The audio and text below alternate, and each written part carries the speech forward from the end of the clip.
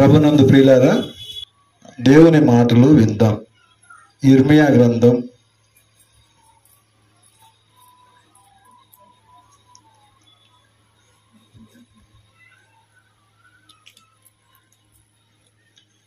15వ అధ్యాయం. ఇర్మియా గ్రంథం 15వ అధ్యాయం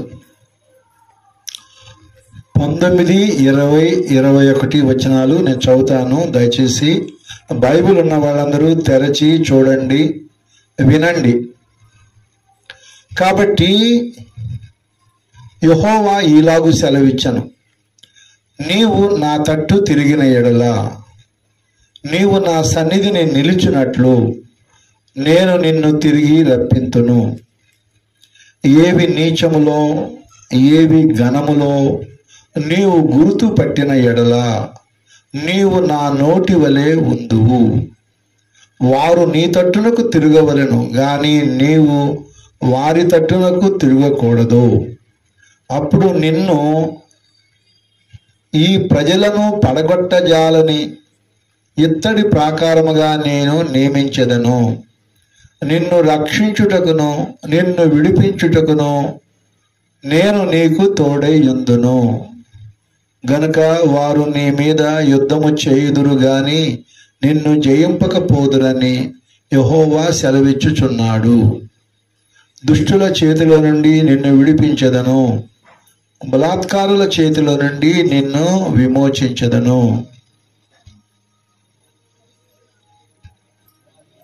దేవుడు చదవబడిన ఈ లేఖన భాగాన్ని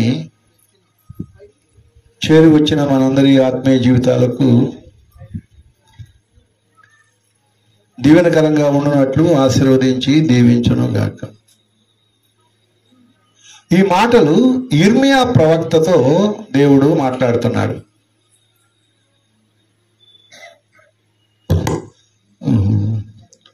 నీవు నా తట్టు తిరిగిన ఎడల.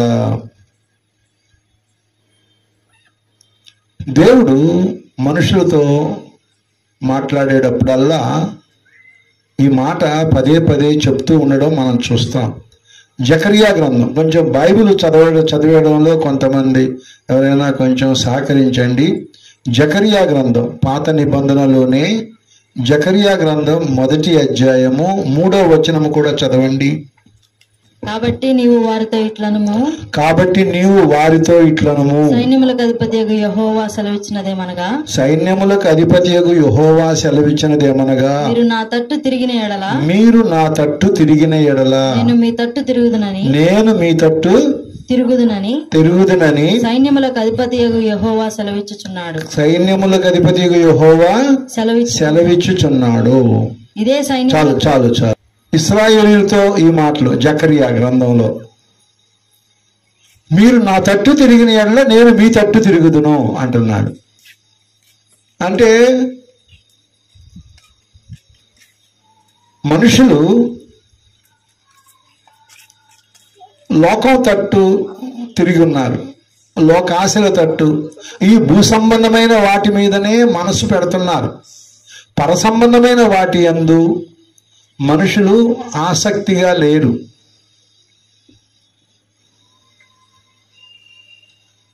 మన పుట్టుకకు మన పోషణకు కారకుడు దేవుడు. 100వ కీర్తన చూడండి దయచేసి, ఎవరైనా చదవండి. మొదటి 3 వచనాలు, 100వ కీర్తన మొదటి 3 వచనాలు. నేను కృపను గూర్చియు, కీర్తన గ్రంథము 100. సమస్త దేశములారా యెహోవాకు ఉత్సాహధ్వని చేయుడి. సంతోషముతో యెహోవాను సేవించుడి. ఉత్సాహగానము చేయుచు ఆయన సన్నిధికి రండి. యెహోవాయే దేవుడని తెలుసుకోండి. ఆయనే మనలను పుట్టించెను. మనము ఆయన వారము. మనము ఆయన ప్రజలము. ఆయన మేపు గొర్రెలం. అది అపోస్తలుల కార్యముల గ్రంథము 17వ అధ్యాయము 26వ వచనం నుంచి చదవండి. మరియు యావత్ భూమి మీద కాపురముండుటకు ఆయన ఒకని నుండి ప్రతి జాతి మనుషులను సృష్టించి వారు ఒకవేళ దేవునిని తడవులాడి కనుగొందురేమో అని తన్ను వెదకు నిమిత్తము నిర్ణయ కాలమును వారి నివాస స్థలము యొక్క పొలిమేరలను ఏర్పరచెను. ఆయన మనలో ఎవనికిని దూరముగా ఉండువాడు కాడు. మనం ఆయన యందు బ్రతుకుచున్నాము చలించుచున్నాము ఉనికి కలిగి ఉన్నాము. అటువలే చాలే. మనం ఆయన యందు బ్రతుకుచున్నాము, చలించుచున్నాము, ఉనికి కలిగి ఉన్నాము. మానవులమైన మనకు దేవుడితో ఉన్న సంబంధం ఇలాంటిది. ఆయనే మనల్ని పుట్టించను, మనం ఆయన ప్రజలము, ఆయన మేపు గొర్రెలము అని 100వ కీర్తనలో చదువుకున్నాం. ఇక్కడ అపోస్తల కార్యముల గ్రంథం 17వ అధ్యాయంలో మనం ఆయన యందు బ్రతుకుచున్నాము, చలించుచున్నాము, ఉనికి కలిగి ఉన్నాము. ఇంకెందులో మనం చూసాము, మనం ఆయన సంతానము అని కూడా ఇక్కడ రాయబడింది. మరి ఆయన సంతానమైన మనము ఏం చేస్తున్నాము? యెషయా గ్రంథం 1వ అధ్యాయము మొదటి 3-4 వచనాలు చదవండి. మొదటి నుంచి. ఉజ్జియా, యోతాము, ఆహాజు, హిజ్కియా అను యూదా రాజుల దినములలో యూదాను గూర్చియు యెరూషలేమును గూర్చియు ఆమోజు కుమారుడు యెషయాకు కలిగిన దర్శనము. యెహోవా మాటలాడుచున్నాడు. ఆకాశమా ఆలకించుము, భూమి చెవియొగ్గుము. నేను పిల్లలను పెంచి గొప్పవారినిగా చేసి తిని వారు నా మీద తిరుగుబడి ఉన్నారు. ఎద్దు తన కామందు నెరుగును, గాడిద సొంతవాని దొడ్డి తెలుసుకునేను. ఇశ్రాయేలుకు తెలివి లేదు, నా జనులు యోచింపరు. అది మనుషులు ఇట్లా ఉన్నారన్నమాట. నేను పిల్లలను పెంచి గొప్పవారినిగా చేసి తిని వారు నా మీద తిరుగుబడి ఉన్నారు. ఎద్దు తన కామందుని ఎరుగును. ఎద్దుకి తన యజమాని ఎవరో తెలుసు, గాడిదకి తన సొంత వాడెవరో తెలుసు. కానీ నా ప్రజలకు నేను తెలియట్లేదు.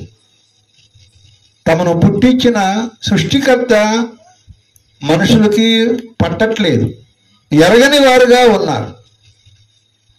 కాబట్టి మరి ఆ దేవుడు ఈ మనుషులకి తనను తాను బయలుపరుచుకోవట్లేదా? తన ఉనికిని తెలుపుకోవడం లేదా అంటే తెలుపుకుంటున్నాడు. చూడండి, రోమీలకు రాసిన పత్రిక 1వ అధ్యాయము 20వ వచనం. ఆయన అదృశ్య లక్షణములు అనగా ఆయన నిత్య శక్తియు దేవత్వమును జగదుత్పత్తి మొదలుకొని సృష్టింపబడిన వస్తువులను ఆలోచించుట వలన తేటపడుచున్నవి గనుక వారు నిరుత్తరులై ఉన్నారు. మరియు వారు దేవుని ఎరిగియు ఆయనను దేవునిగా మహిమపరచలేదు, కృతజ్ఞతాస్తుతులు చెల్లింపను లేదు గాని తమ వాదముల యందు వ్యర్థులైరి. దేవుడు ఆయన నిత్యమైన శక్తి ఏమిటో, ఆయన దేవత్వం ఏమిటో, జగత్తు ఉత్పత్తి మొదలుకొని ఆ ఆకాశం వైపు మనం చూసినప్పుడు, మరి సముద్రం వైపు మనం చూసినప్పుడు, ఈ సకల చరాచర జగత్తు వైపు మనం చూసినప్పుడు ఆయన గొప్పతనం ఏమిటో మనకు తెలియబడుతుంది. ఒక భక్తుడు proofs of the existence of God, దేవుడు ఉన్నాడు అనే దానికి రుజువులు అని ఒక పుస్తకం రాశాడు. ఆ పుస్తకంలో దేవుడు ఉన్నాడు అనే దానికి రుజువులు చెప్పాడు. ఏమిటంటే నేచర్, ఈ ప్రకృతి, ఈ సృష్టి ఎలా ఏర్పడింది అంటే ఈ సృష్టి ఒక రుజువు అన్నమాట. దేవుడు ఉన్నాడు అనేదానికి ఈ సృష్టి ఒక రుజువు. రెండవ రుజువు ఇశ్రాయేలీయులు. బైబిల్లో ఆ ఇశ్రాయేలీయుల చరిత్ర ఆది కాండము, నిర్గమ కాండము నుండి ఉంది మనకి. మామూలుగా చాలా చాలా గ్రంథాల్లో పేర్కొనబడిన మనుషులు ఇప్పుడు ప్రపంచంలో ఎక్కడ ఉన్నారు అంటే చెప్పలేని పరిస్థితి. కానీ బైబిల్లో పేర్కొనబడినటువంటి ఆ జనములు, ఆ జాతి, ఇశ్రాయేలు జాతి అనేది ఇప్పటికీ మనకి ప్రపంచ చరిత్రలో మనకు ఉంది. వాళ్ళకి ఏం జరిగింది, ఏంటి ఏర్పడింది వాళ్ళ జీవితంలో, ఇవన్నీ మనకు తెలుసు. కాబట్టి ప్రకృతి ఒక రుజువు. ఇశ్రాయేలీయులని బైబిల్లో ఎవరి గురించి పేర్కొనబడిందో, ఎవరి చరిత్ర అయితే పాత నిబంధన అంతా నిండి ఉందో, ఎవరిలో నుండి యేసుక్రీస్తు నరావతారిగా పాప మానవ ప్రాయశ్చిత్తార్థం, పాప ప్రాయశ్చిత్తార్థం ఈ లోకానికి వచ్చాడు, వీళ్ళందరూ ఇశ్రాయేలు జాతికి చెందిన వాళ్ళు, యూదులు. కాబట్టి ఆ ఇశ్రాయేలు, the existence of Jews itself ఇది the proof of God's existence. కాబట్టి దేవుడి ఉనికికి వాళ్ళు, ఆ జాతి వాళ్ళు ఇంకా ఈ భూమి మీద ఉన్నారు. వాళ్ళు కాలగర్భంలో కలిసిపోలేరు, కాలగర్భంలో కలిసిపోలేరు, ఇంకా శేషముగా మిగిలి ఉన్నారు. వాళ్ళ జనాభా 1,000,000 కంటే తక్కువే. వాళ్ళు అంత తక్కువ జనాభే కానీ నోబెల్ బహుమతి గ్రహీతలు ప్రపంచ చరిత్రలో వాళ్ళే ఎక్కువ మంది. వాళ్ళు చాలా కొత్త కొత్త విషయాలు కనిపెడతా ఉంటారు. వ్యవసాయం గురించి ఆధునిక పరిజ్ఞానం తెలుసుకోవాలి అంటే ఇజ్రాయెల్ దేశానికి వెళ్తారు. ఇజ్రాయెల్ టెక్నాలజీ అంటారు. ఏ రంగంలోనైనా వాళ్ళు అంత అపార మేధావులుగా ఉన్నారు. వాళ్ళు క్రీస్తు శకము 70లో ప్రపంచమంతా చెదలగొట్టబడ్డారు, అంత తక్కువ జనాభా ఉన్నవాళ్ళు. ఆ తర్వాత మళ్ళా ఒక దేశముగా వాళ్ళు ఏర్పడ్డారు. మనకంటే వెనక వచ్చింది వాళ్ళకి స్వాతంత్రం. మనకు 1947 ఆగస్టు 15 మనకు స్వాతంత్రం వస్తే 1948 మే 14 వాళ్ళకి స్వాతంత్రం వచ్చింది. తక్కువ మంది. మరి వాళ్ళు ఎంత డెవలప్ అయిపోయారు ప్రపంచంలో. అమెరికా, రష్యా, చైనా అగ్రదేశాలు అనుకుంటాం, అభివృద్ధి చెందిన దేశాలు అనుకుంటాం. వీళ్ళు ప్రపంచం అంతా చెదిరిపోయిన వాళ్ళు మళ్ళీ 1948 మే 14 అక్కడ చేరి, మరి వాళ్ళు ఈనాడు ఆ అగ్రదేశాలు అనబడిన వాటిలో వేటికి తీసిపోని విధంగా అన్ని రంగాల్లో వాళ్ళు అభివృద్ధి సాధించారు. అన్ని రంగాల్లో అభివృద్ధి వాళ్ళు సాధించారు. కనుక మరి వాళ్ళు ఒక ఇశ్రాయేలీయులు, బైబిల్లో పేర్కొనబడిన జాతి. ఆ జాతి ఇప్పటికీ ఎగ్జిస్టెన్స్లో ఉంది. కాబట్టి అదొక proofs of the existence of God అనే దానిలో నేచర్ ఒక ప్రూఫ్, ఇజ్రాయెల్ ఒక ప్రూఫ్, రెండవదిగా బైబిల్ ఒక ప్రూఫ్. ఈ బైబిల్లో 66 పుస్తకాలు ఉన్నాయి. 40 మంది విభిన్న కాలాల్లో ఉన్న వాళ్ళు రాశారు ఈ పుస్తకాన్ని. ఈ 40 మందిలో పశువుల కాపర్లు ఉన్నారు, గొర్రెల కాపర్లు ఉన్నారు, విద్వాంసులు ఉన్నారు, పండితులు ఉన్నారు, రాజులు ఉన్నారు, చేపలు పట్టుకునే వాళ్ళు ఉన్నారు, ఎంతమంది ఉన్నారు. అది అందరూ మరి ఒకే విషయాన్ని రాశాడు. అది గొప్ప విషయం. అందరూ ఒక విషయాన్ని గురించే వాళ్ళు రాయగలిగారు. అంటే వీళ్ళందరినీ దేవుని ఆత్మ అలాగా నడిపించి రాయించింది అంటారన్నమాట. కాబట్టి ప్రియులారా, దేవుడు తన ఉనికిని చెప్పడానికి సృష్టిని మన ముందుంచాడు, ఇశ్రాయేలు జాతిని మన ముందుంచాడు. ఈ జీవము గల దేవుని గ్రంథం మనందరికీ అందుబాటులో ఉంది. ప్రపంచంలో బైబిలు అంత ఎక్కువగా అనేక భాషల్లో ముద్రించబడిన గ్రంథము మరొకటి లేదు. కాబట్టి ఆ దేవుడు మనను సృష్టించాడు. అక్కడ ఒక మాట ఉంది, అపోస్తల కార్యముల గ్రంథము 17వ అధ్యాయంలో, అపోస్తల కార్యముల గ్రంథము 17వ అధ్యాయంలో ఆ దేవుడు ఏం చేస్తున్నాడు అంటే, చూడండి 24వ వచనము నుండి, జగత్తును అందలి సమస్తమును నిర్మించిన దేవుడు తానే ఆకాశమునకును భూమికిని ప్రభువై ఉన్నందున హస్తకృతములైన ఆలయములలో నివసింపడు. దేవుడు ఆకాశానికి భూమికి ప్రభు. ఆయన చర్చిలో కానీ మసీదులో కానీ ఏ దేవాలయంలో కానీ నివసింపడు. మనము గ్యాదర్ అవడానికి, మనము కలుసుకోవడానికి కట్టుకున్నవే, అది చర్చి అయినా మసీదైనా ఆలయమైనా. దేవుడు అక్కడ ఉండడు. ఆయన ఆకాశానికి భూమికి ప్రభు.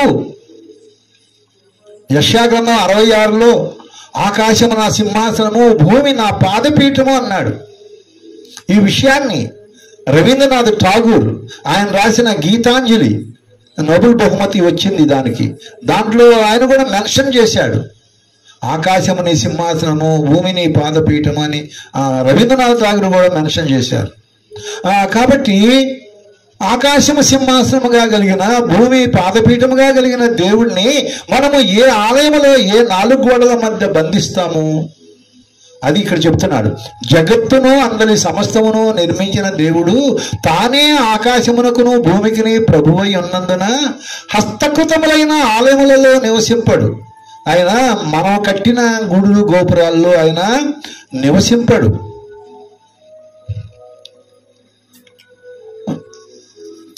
ఆయన అందరికీ జీవమును ఊపిరిని సమస్తమును దయచేయువాడు గనుక తనకు ఏదైనానో కొదవై ఉన్నట్టు మనుషుల చేతులతో సేవింపబడువాడు కాడు. చూడండి, దేవుడి గురించిన కొన్ని సేలియంట్ ఫీచర్స్ ఆఫ్ గాడ్, కొన్ని ప్రాముఖ్యమైన సంగతులు ఇక్కడ చెప్తున్నాడు. దేవుడు అంటే జగత్తును అందరి సమస్తమును నిర్మించిన వాడై ఉండాలి. ఈ జగత్తుతో సంబంధం లేని వాడు దేవుడు కానేరడు.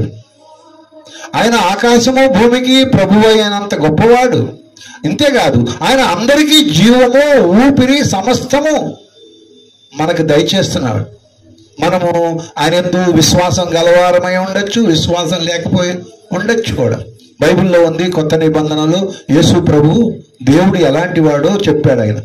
ఆయన చెడ్డవారి మీద మంచి వారి మీద సూర్యుని ఉదయింపు చేస్తాడు, నీతిమంతుల మీద అనీతిమంతుల మీద వర్షాన్ని కురిపిస్తాడు. అందరికీ.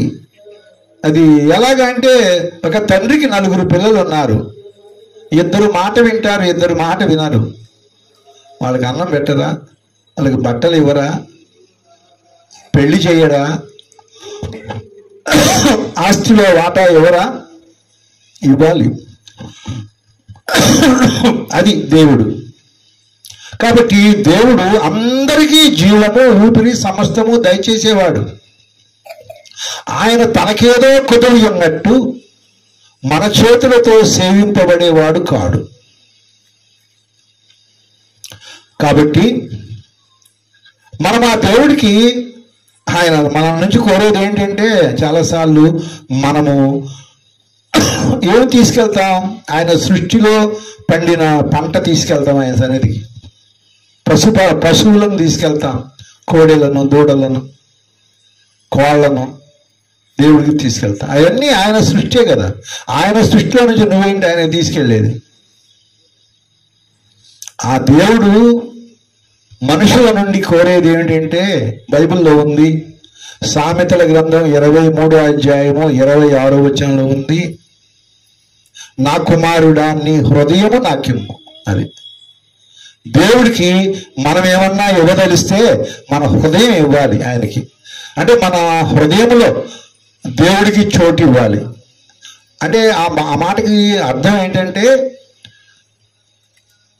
మన మనస్సు ఆయనకి ఇవ్వాలి, మన ఇష్టం ఆయనకు అప్పగించాలి,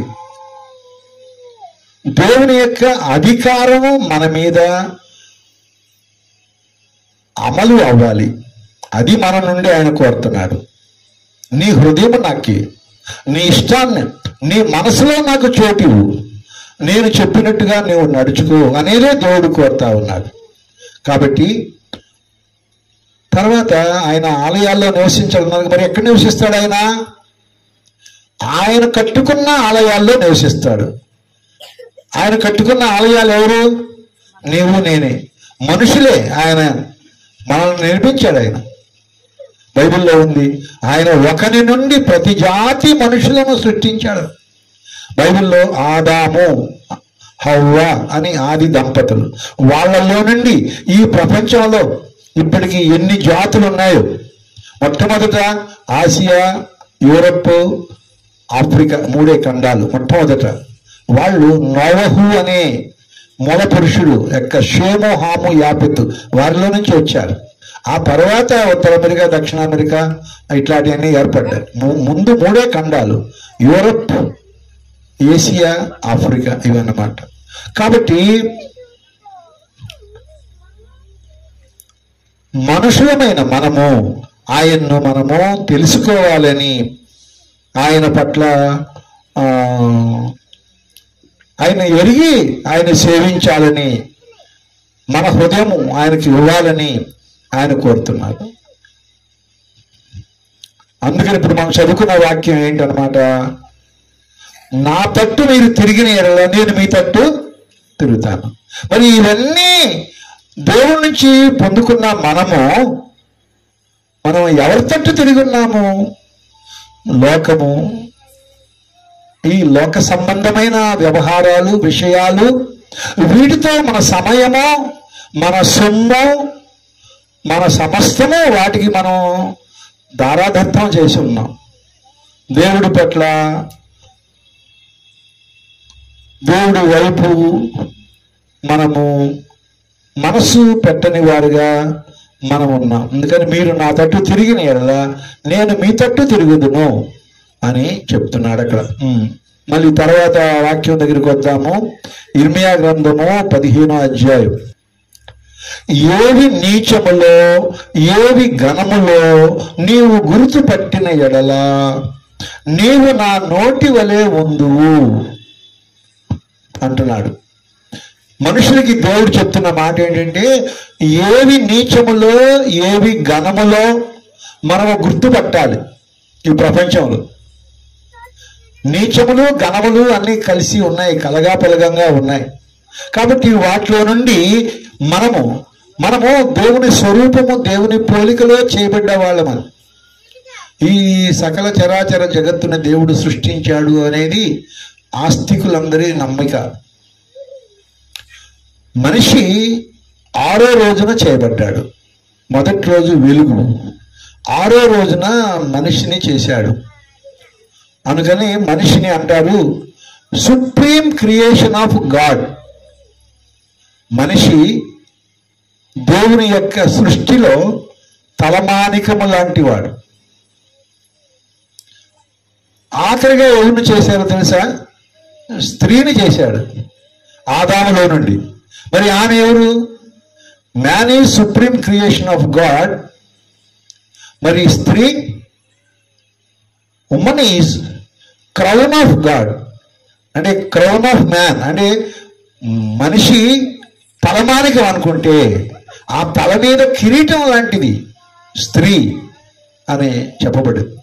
నా ఎముకల్లో ఒక ఎముక, నా మాంసంలో మాంసము, నరునిలో నుండి తీయబడిన గనక నారీమణి, నారీ అన్నాడు. అది కాబట్టి మనము ఈ లోకంలో ఉండే భార్య భర్తలు అనబడినటువంటి వాళ్ళు 2 చెప్పాడు దేవుడు. భర్తలారా మీ భార్యలను ప్రేమించండి అన్నాడు, భార్యలారా మీ భర్తలకు లోబడండి అన్నాడు.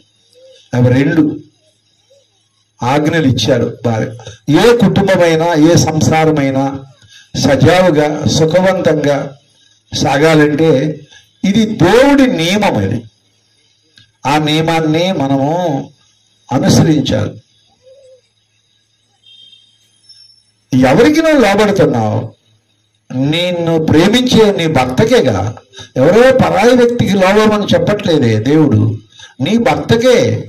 నిన్ను పోషించి నీ ఆలన పాలన నీ మంచి చెడ్డ చూసుకునే భర్తకి నువ్వు లోబడమంటున్నా. అలాగే భర్తలు భార్యలను ప్రేమించాలి. నిన్ను, నీ కుటుంబాన్ని, నీ పిల్లలను, నీ ఇంటిని చక్కదిద్దుకునే భార్యను ప్రేమించకపోతే ఇంక నువ్వు ఎవరిని ప్రేమిస్తావు? ఆ విషయాన్ని కూడా తెలుసుకోవాలి. ఇంకో దగ్గర ఉంది, భర్తలారా, స్త్రీలు మిక్కిలి బలహీనమైన ఘటము గనుక జ్ఞానము చొప్పున వారితో కాపురము చేయుడి అను. జ్ఞానము చొప్పున కాపురము చేయాలని ఉంది. ఒక పెళ్లిలో ఒక సేవకుడు పాస్టర్ గారు ఇలా చెప్పారంట ఆడవాళ్ళ గురించి. గ్లాస్ విత్ కేర్ అంటే ఏదంటే చూసారా, ఏదో ఒక ట్రాన్స్పోర్టేషన్లో glassware handle with care అని రాసిందంట. ఒక బాక్స్ మీద ఏం రాసింది? Glassware handle with care. అంటే ఇందులో ఉన్నది గాజు సామాను. దాన్ని చాలా జాగ్రత్తగా నువ్వు చూడాలి. ఎలా పడితే అలా ఇసిరేయకూడదు సామాను దించేటప్పుడు. అట్లాగే గాజు లాంటి మనసులు ఆడవాళ్ళ మనస్సు, చిన్నదాన్నే వాళ్ళు తట్టుకోలేరు. కాబట్టి చాలా జాగ్రత్తగా వాళ్ళతో డీల్ చేయాలి. వాళ్ళు నొప్పించకుండా, నొచ్చుకోకుండా వాళ్ళతో వ్యవహరించాలి అనే విషయాన్ని మనం చెప్పబడి ఉంది. చాలా విషయాలు ఉన్నాయి లేండి, ఇప్పుడు అది కాదు ప్రస్తుతం. కాబట్టి అంటే వివాహ సందర్భం కూడా వచ్చింది కాబట్టి జస్ట్ దాన్ని స్పృశించాను. ఇప్పుడు నువ్వు ఏవి నీచములో ఏవి ఘనములో నువ్వు గుర్తుపట్టాలి అంటున్నాడు. నీచము అనే దాన్ని మనం ఏం చెప్పాలి? దానికి ఇంకొంచెం వివరణ చెప్పండి అంటే అసహ్యము అని అర్థం. నీచము అంటే అర్థం ఏంటనమాట? అసహ్యము అనే అర్థం. ఏవి అసహ్యములో చూద్దాం. నెహెమ్యా గ్రంథము 1వ అధ్యాయము 7వ వచనం. నెహెమ్యా గ్రంథము 1వ అధ్యాయము 7వ వచనం. నీ ఎదుట బహు అసహ్యముగా ప్రవర్తించితిమి. ముందు నుంచి చదవండి. నీ చెవి యొగ్గి నీ నేత్రములు తెరచి. 1వ అధ్యాయము కొంచెం ముందు నుంచి చదవమన్నా. ఎట్లనగా ఆకాశమందున్న దేవా యెహోవా భయంకరుడైన గొప్ప దేవా నిన్ను ప్రేమించి నీ ఆజ్ఞలను అనుసరించి. చూడండి 7వ వచనం చదువుతాను.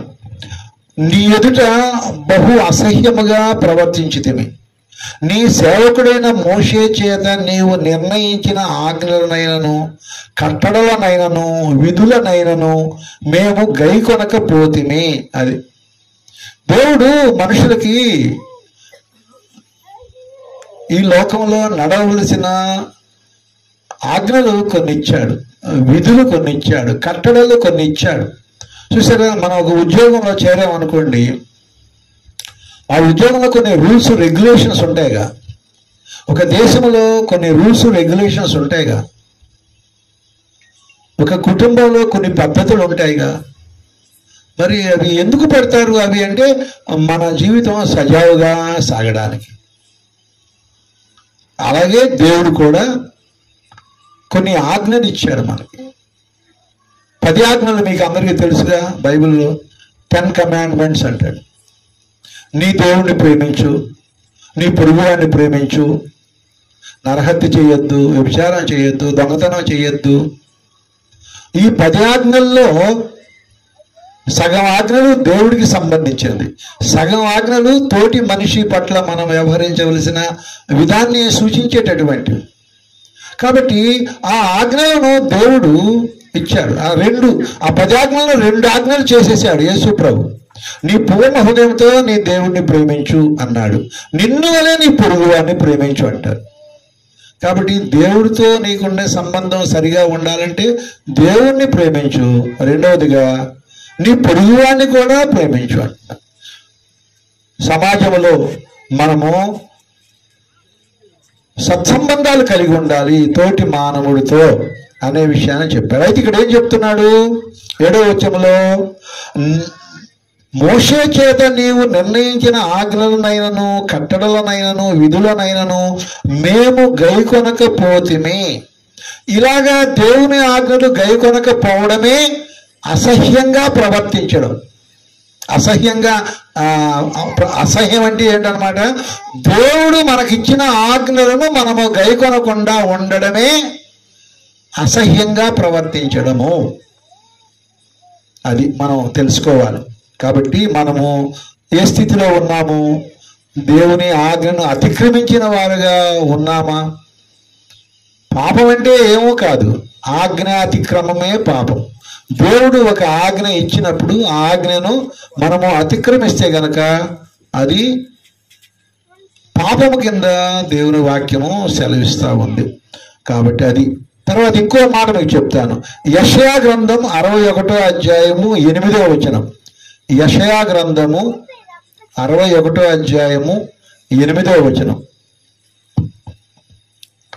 ఏలయనగా న్యాయము చేయుట యెహోవానగు నాకిష్టము. ఒకడు అన్యాయముగా ఒకని సొత్తు పట్టుకొనుట నాకు అసహ్యం. సత్యమును చాలు. న్యాయము చేయుట దేవుడికి ఇష్టం అంట. ఎవరైనా వేరే వాళ్ళను సొత్తును పట్టుకోవడం అనేది ఆయనకి అసహ్యం. ఈనాడు ప్రపంచవ్యాప్తంగా ఒకరిది ఒకరు దోచుకోవే పనిలోనే జనాలు నిమగ్నలై ఉన్నారు. అది దేవుడికి చాలా అసహ్యమైన విషయం. దేవుడు మనకిచ్చిన కష్టార్జితము, దానితో మనం తృప్తి చెందాలి.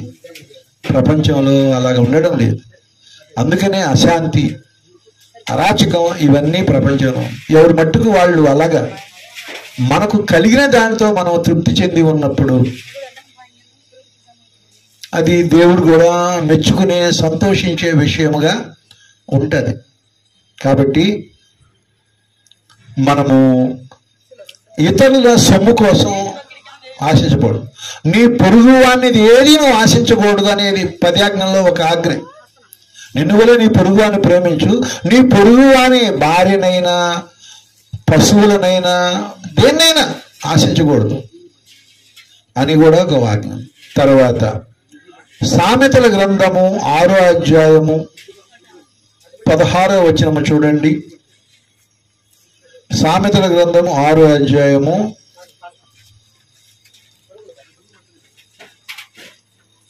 16వ వచనం. యెహోవాకు అసహ్యములైనవి 6 కలవు. 6 కలవు. 7 ఆయనకు హేయములు.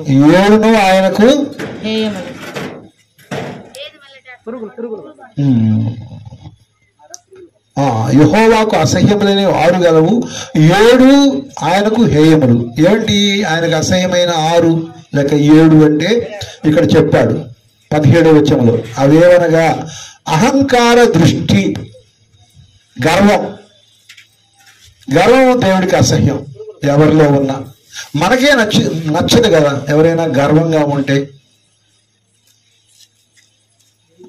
దీనులుగా, సాత్వికులుగా, వినయులుగా ఉంటే, మనం టీచర్గా పనిచేసినప్పుడు లేకపోతే ఒక ఆఫీసులో పనిచేసినప్పుడు మనము గర్విష్ఠులుగా ఉంటే మన పై ఆఫీసరు మన్ననలకు మనం పాత్రలు అవుతామా?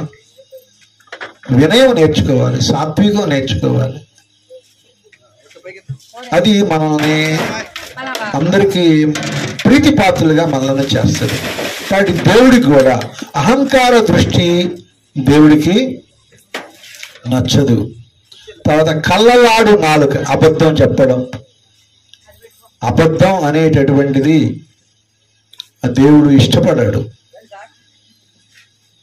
కాబట్టి ఇలాంటివన్నీ మనకి మంచినీళ్ళ ప్రాయంగా మనము అది పెద్ద తప్పు అనుకోని విషయాలుగా భావిస్తున్నాం. కాబట్టి దేవుడు సత్యవంతుడు. ఆయన అబద్ధం మాట్లాడే వాళ్ళను ఆయన మెచ్చుకోడు, అలాంటి వాళ్ళని అసహించుకుంటాడు. తర్వాత నిరపరాధులను చంపు చేతులు, నిరపరాధులుగా ఉండే వాళ్ళని నిష్కారణంగా చంపాలి అనుకునేవాళ్ళు, హత్యలు చేసేవాళ్ళు, అలాంటి వాటిని వాళ్ళు దుర్యోచనలు యోచించు హృదయంలో అస్తమానం చెడ్డ ఆలోచనలు, ఎవరికి హాని చేయాలి, నష్టం చేయాలి అనేటటువంటిది. కీడు చేయుటకు త్వరపడి పరిగెత్తు పాదములు. తర్వాత ఆఖరిగా చెప్పాడు, లేని వాటి పలుకు అబద్ధ సాక్షి అన్నాడు. అన్నదమ్ములలో జగడములు పుట్టించువాడు అన్నాడు. కాబట్టి ఇవన్నీ కూడా మన సమాజంలో చోటు చేసుకుంటున్న విషయాలే. కాబట్టి ఇక్కడ చెప్తున్న మాట ఏంటంటే, ఏవి నీచములో ఏవి ఘనములో మనం గుర్తుపట్టి నీచమైనవి చేయకుండా మనము ఉండాలి అని దేవుడి యొక్క ఉద్దేశం. కాబట్టి అయితే మానవులమైన మనము అలా ఉండడం మన వల్ల కావట్లే. మనలో ఒక ప్రవృత్తి ఏంటంటే, మంచి చేయాలని ఉంటుంది కానీ చేయలేవు, చెడు చేయకుండా ఉండాలని ఉంటుంది కానీ చేయకుండా ఉండలేవు. మంచి చేయాలని ఉంటుంది, చేయలేవు. చెడు చేయకుండా ఉండాలని ఉంటుంది, చేస్తూ ఉంటాం. మనకుగా చేయాలని ఉండదు. రోమిలకు రాసిన పత్రిక 7వ అధ్యాయము, రోమిలకు రాసిన పత్రిక 7వ అధ్యాయము 15వ వచనములో ఆ మాట చదివి నేను త్వరగా ముగిస్తాను. ఇంకొక 5 నిమిషాల్లో ముగిస్తాను. నేను ఆందోళన చెందకండి ఎవరు కూడా. ఏలయనగా నేను చేయునది నేను ఎరుగను, నేను చేయనిశ్చయించునది చేయక ద్వేషించునదియే చేయుచున్నాను. ఇచ్చయింపనిది నేను చేసిన ఎడల ధర్మశాస్త్రము శ్రేష్టమైనదైనట్టు. 18వ వచనం కూడా చదువుతాను. నా యందు అనగా నా శరీరమందు మంచిది ఏది నివసింపదని నేను ఎరుగుదును, మేలైనది చేయవలనను కోరిక నాకు కలుగుచున్నది, గాని దాన్ని చేయుట నాకు కలుగట్లేదు. నేను చెయ్యగోరు మేలు చేయక చెయ్యగోరని కీడు చేయుచున్నాను. అది మేలు చేయాలని ఉంది కానీ చేయలేకపోతున్నాను, కీడు చేయకుండా ఉండాలని ఉంది కానీ చేయకుండా ఉండలేకపోతాను. అది దాని వీక్నెస్ అంటారా, మన స్వభావం అది అన్నమాట. ఈ స్వభావాన్ని మనలో నుంచి మార్పు చేసి మేలు చేయాలనుకునే మనము మేలు చేసేటట్టు, కీడు చేయకుండా ఉండాలనుకునే మనము కీడు చేయకుండా ఉండేటట్టు చేయడానికే యేసుక్రీస్తు ఆయన దేవుడు మానవుడిగా ఈ లోకంలో జన్మించి ఒక ఆదర్శ మానవుడు ఎలా ఉండాలో ఆయన ప్రవర్తన ద్వారా చూపించి సర్వమానవ పాప ప్రాయశ్చిత్తార్థం శిలువలో మరణించి 3వ దినాన తిరిగి లేచాడు. అది సువార్త అంటే, అది గాస్పల్ అంటారన్నమాట. కాబట్టి ఆ యేసు ప్రభు మన పాప పరిహారకుడు అనే విషయాన్ని ఎవరు నమ్ముతారో ఆ నమ్మిక వారిని నీతిమంతులుగా చేస్తాం, వారి పాపాలు క్షమించబడేటట్టు చేస్తాం. ఆయన ఆత్మరూపిగా మనలో నివసించి మనము అలాగా మేలు చేసేవారుగా కీడు చేయకుండా ఉండేవారుగా ఉండేటట్టు చేస్తుంది అన్నమాట. అది మనకి ఆ శక్తి ఆ యేసు ప్రభు ద్వారా మనకి సంక్రమిస్తుంది, ప్రాప్తిస్తుంది. అది అన్నమాట. కాబట్టి ఇది సువార్త అంటే ఇది అనమాట. అంటే మనము స్వతహాగా పాపము చేసే మనుషులము, అయితే దేవుడి శక్తి చేత దేవుడి సహాయము చేత మనము పాపము చేయకుండా పరిశుద్ధ ప్రవర్తన కలిగి ఉండడానికి దేవుడు సహాయం చేస్తాడు. నేను నా 19వ ఏట యేసు ప్రభుని అలాగా తెలుసుకున్నాను, నమ్మాను. ఇప్పుడు నాకు 70 ఏళ్ళు. నేను గవర్నమెంట్ జూనియర్ కాలేజీ లెక్చరర్గా గవర్నమెంట్ జూనియర్ కాలేజ్ ప్రిన్సిపాల్గా పనిచేశాను. మరి దేవుడి యందు విశ్వాసం కలిగి నా జీవితాన్ని ఇప్పుడు నేను ఏది చెప్పానో ఆ పద్ధతిగా జీవించగలుగుతున్నానని నేను మీ ఎదుట సాక్ష్యం చెప్పగలను. కాబట్టి అలాగా ప్రతి ఒక్కరికి అట్టి విధంగా జీవించడానికి దేవుడు సహాయం చేస్తాడు. అట్టి అవకాశాన్ని మీరు తీసుకోవలసిందిగా చెప్పిన మాటల యందు మీరు లక్ష్యం ఉంచి దేవుని దయకు అనుగ్రహానికి పాత్రలు కావలసిందిగా ప్రభు నా పేట మీకు అందరికీ మనవి చేసి ముగిస్తున్నాను.